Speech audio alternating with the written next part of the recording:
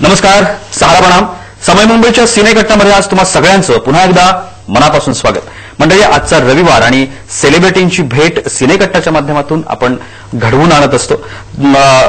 अनेक चित्रपट आता रिलीजच्या मार्गावर आहेत, काही चित्रपट प्रदर्शित झालेले आहेत. मराठी चित्रपटांच्या बाबतीमध्ये बोलायचं झालं तर मराठी चित्रपटानं कात टाकली ती श्वास या चित्रपटापासून आणि त्यानंतर अनेक प्रगल्भ अशा पद्धतीचे मराठी चित्रपट आपल्याला भेटीला आले. गेल्या अनेक वर्षांपासून मराठी चित्रपट असतील किंवा हिंदी चित्रपट असतील याच्यामध्ये भूमिका करणारे रबर स्टार म्हणून ज्यांना चित्रपटसृष्टी ओळखते त्या विजय पाटकरांचा एक चित्रपट नुकताच प्रदर्शित झालेला आहे आणि पहिल्यांदाच विजय पाटकर यांना मुख्य भूमिकेमध्ये तुम्ही सगळेजण या चित्रपटाच्या माध्यमातून पाहत आहात. हा चित्रपट आता थिएटर्समध्ये आहे. आज आपल्या सोबत आहेत याच चित्रपटाचे नायक आणि डिरेक्टर विजय पाटकर आणि या चित्रपटाची नायिका हेमलता वाणी. नमस्कार.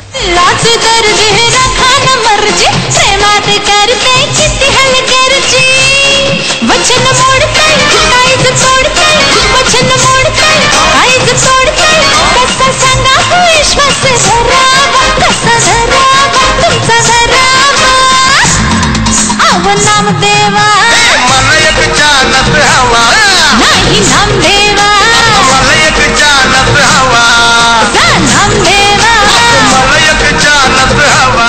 तुम्हा दोघांचे खूप खूप मनापासून स्वागत. थँक्यू. खूप वर्ष इंडस्ट्रीशी रिलेट आहात, हिंदी असेल किंवा मराठी असेल. खूप वर्ष लोक तुम्हाला पाहत आहेत, पण या चित्रपटाच्या माध्यमातून तुमच्या बायकोचं स्वप्न पूर्ण झालं. माझ्या नवऱ्यानं नायक व्हावं एखाद्या चित्रपटात. पण हा थॉट कुठून होता, कसा काय आला? नाही, थॉट म्हणजे जेव्हा माझ्याकडे हे स्क्रिप्ट आलं 3 वर्ष माझ्यापाशी हे स्क्रिप्ट होतं आणि तसं काय तेव्हा अगोदर डोक्यात नव्हतं. पण जसं ते डेव्हलप होत गेलं स्क्रिप्ट, असं करूया असं करूया असं करूया, त्यामुळे मला दिसायला लागलं की हे जरा माझ्या स्टाईल्स निगडीत आहे. अच्छा. तर माझे मित्र विजय कदम, जयंत वाडेकर यांनी पण मला फोर्स केला की तू चांगलं करू शकशील.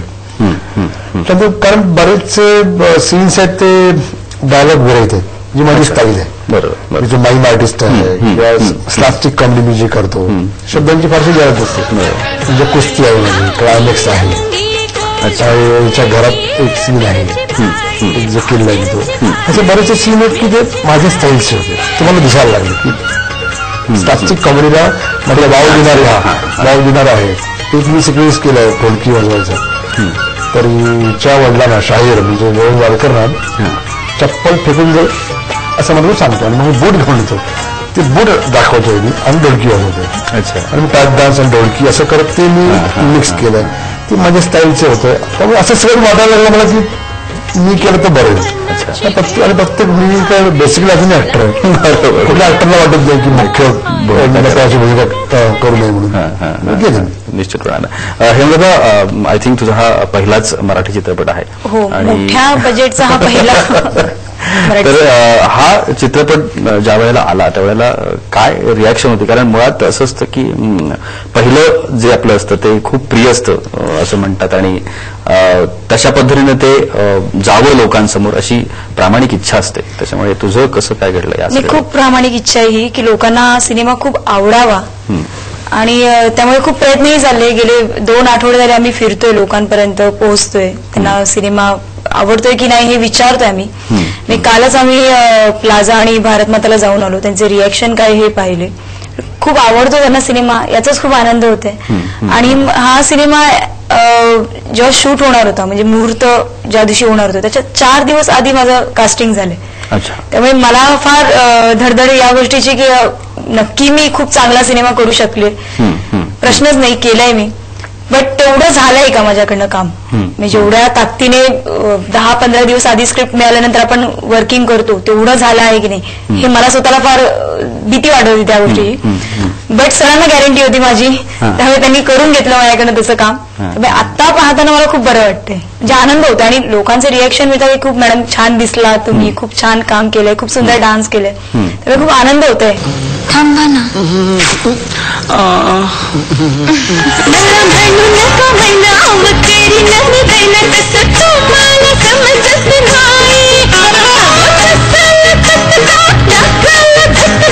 कशा पाय करताय घाई, अगं कशा पाय करताय घाई.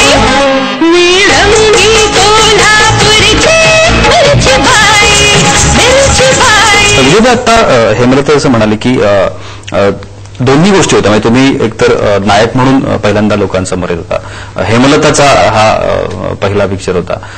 एखादा चित्रपट ज्यावेळेला आपण करतो त्यावेळेला इतर जी काही गणित असतात ती ज्यावेळेला जुळवताना या ठिकाणी पण फार मोठी रिस्क असू शकते की कलाकार कोण आहे हा जेव्हा विषय येतो, तर ही जी जोडी तुम्ही पडद्यावर साकारायचं डेअरिंग केलं त्याच्या पाठीमागे काय एक दिग्दर्शक म्हणून असेल म्हणा किंवा एक कलाकार म्हणून असेल? नाही, जोडी म्हटलं मी मगाशी सांगितल्याप्रमाणे मी असं काम करतो, मी ठरवलं तरी सांगतो मी. त्यानंतर हेमलता जी मला सापडली 4 दिवसापूर्वी ती रोडला करेक्ट होती. आणि हिच्याबरोबर मी 7-8 वर्षापूर्वी काम केलं होतं, एका नाटकात काम केलं होतं. तर ही डान्सर चांगली बनवत होती, आर्टिस्ट बरी बनवत होती, आणि त्याला 7-8 वर्ष झाली, 8-9 वर्ष झाली. पण हे काम चांगलं करू शकते मला माहिती नाही. एक तर दिसायला चांगली, एक म्हणजे ज्या कॅरेक्टरला जे हवं होतं सुरेखा हे कॅरेक्टर आहे ते सुरेख दिसायला पाहिजे, ती आहे. परफॉर्मन्स बरं काही बनवत होतं डान्सर आहे, म्हणजे माझ्या रोडला अगदी चक्कर होती, प्रामाणिकपणे सांगायचं झालं. आणि त्याच्यानंतर रिस्क मध्ये तो प्रत्येक रिस्क आहे. आज भले भले स्टार्स घेऊन तरी कुठे सर्व्हिस आली तर बेसिकली म्हणजे चित्रपट चांगला करायला लागतो. तुम्ही चित्रपट चांगला करायला पाहिजे, त्या चित्रपटात चांगलं काम करायला पाहिजे आणि प्रामाणिकपणे करायला पाहिजे. तुझा प्रामाणिकपणा आणि चित्रपट लोकांना आवडला तर लोक बघतील नाही ते नाकारतील मला.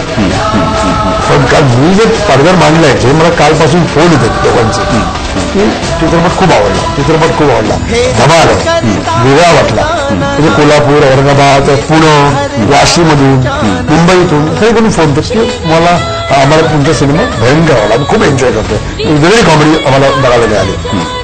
त्याचे फोन हे सत्ता जरांनी सांगितलं की हा खरं तर फॅक्टर आहे मुळात. आणि पहिल्यांदा ज्यावेळेला आपण रोल करतो त्यावेळेला चॉईस हा विषय आपण ठेवतो की बाबा आपण पहिलंच काम करतोय तर ते चांगलं असावं आणि चांगलं काहीतरी करायला मिळावं, आणि लीड असेल तर प्रश्नच येत नाही. पण ज्यावेळेला तुझ्या हातामध्ये हे स्क्रिप्ट पडलं त्यावेळेला पहिली काय मनामध्ये गोष्ट आली की यार मला अशा पद्धतीचं स्क्रिप्ट येत आहे तर मी काय करू शकेन? कारण चीज करणं आपण ज्याला म्हणतो कामाचं तो विषय असतो. मी एक तर मुळात मी स्क्रिप्ट वाचली ती 3 दिवस लागले मला वाचायला, कारण मी जाम स्लो आहे स्क्रिप्ट वाचण्यामध्ये. 3 दिवस लागले. ते 3 दिवसानंतर जेव्हा स्क्रिप्ट कम्प्लीट वाचून झाली माझी तेव्हा याच्यामध्ये काही डायलॉग होते ना की जे डबल मिनिंग होते. अच्छा, डबल मिनिंग मी कधी आधी केलेलं नव्हतं, त्यामुळे जरा भीती वाटली मला थोडी. पण सरांचं आतापर्यंत एवढं नाव आहे की त्यांचा एक दर्जा त्यांनी बनवला, त्यांच्या कामाने त्यांनी बनवलेला तो दर्जा आणि त्यांचं नाव आणि त्यांची काम करण्याची पद्धत ही मला थोडीफार माहिती होती. म्हणजे त्यांच्यावर विश्वास जास्त होता की ते जे करतील किंवा ते जे सीन शूट करतील किंवा जो काही सिनेमा ते बनवतील तो चांगला दर्जेचा आणि प्रेक्षकांना पाहण्यासारखा असेल. याचं म्हणजे याचं उदाहरण असं नाही देता येणार मला, बट सेन्सर सर्टिफिकेट आम्हाला यू सर्टिफिकेट मिळालं. म्हणजे लहान मुलं सुद्धा एकटे जाऊन सिनेमा पाहू शकतात 10 वर्षाच्या वरी. मी प्रूफ केलं, त्यांनी स्वतःनेच प्रूफ करून दिले हे की माझा सिनेमा हा चांगल्या दर्जेचा, चांगला क्वालिटीचा आणि खूप सुंदर सिनेमा आहे, खूप एन्जॉय करण्यासारखा आहे, जो लहान मुलं सुद्धा पाहू शकतात. आणि रात्री अपरात्री कधी पण या, आपण तयार आहे. मग येऊ का? या अरे तू कधी आली? तुम्ही दुसऱ्या बाई बरोबर? अगं दुसरी का, सकाळपासून तिसरी आहे. चमक घालत होतो मी. काही पण बोलू नका, महिला ठेवा तुमच्या पाशी आणि मला सोडा. सुरेखा, अगं मला एक चान्स दे.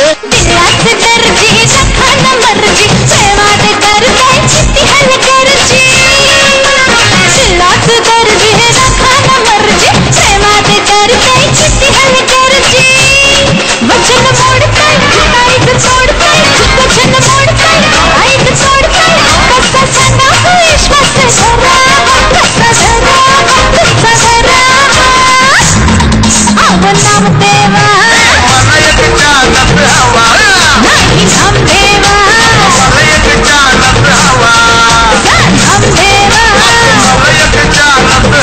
लौका लाथ किंवा अशा स्टाईलची जी नावं आहेत, आपल्याला गेल्या काही वर्षातल्या मराठी चित्रपटांकडे जर आपण पाहिलं तर नावं बघून सुद्धा किंवा नावं वाचून सुद्धा चित्रपटाला जाणारी लोक आहेत की काय स्टाईलचा चित्रपट असू शकतो, लोकांना कळतं. मराठी चित्रपटाचं वैशिष्ट्य आतापर्यंतच असं राहिलेलं आहे की ते कॉन्टेंटने चाललेले चित्रपट आहेत. कधीही जसं हिंदीमध्ये सलमान खान, शाहरुख खान बघून लोक जातात तसं मराठीमध्ये नाहीये. मराठीमध्ये लोक चोखंदळ्यात ती कंटेंट बघून जातात.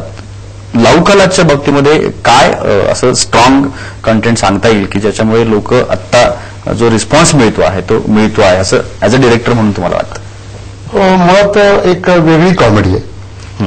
म्हणजे कॉमेडी बरोबर एक रहस्यमय त्याला फोडणी आहे, तो एक आहे. त्यानंतर सगळे आमचे जे मित्र आहेत, विजय कदम, प्रदीप पटवर्धन, जयवंत वाडकर, जयंत सावरकर, किशोरी MBA, आनंदा कारेकर, राजेश बांबोडे लेखक या सिनेमाचा, हे सगळ्यांचे एक पॅकेज डील आहे. एक गणपतीचं गाणं आहे, अच्छा, ते खूप ग्रँजर शूट केलेलं आहे. नंतर आमचं ड्युएट एक सॉंग आहे, त्यानंतर लावणी आहे ह्याची. अशी बरीच पॅकेजेस वेगळे. म्हणजे एका असतो याचा डबा चॉकलेटचा, बरेच वेगवेगळे चॉकलेट असतात. म्हणायला गेलं तर काय असतं, चॉकलेटचा डबा त्यात बरीच टेस्टची वेगवेगळ्या प्रकारची अशी चॉकलेट असतात, एकाच गोष्टीवर फ्री.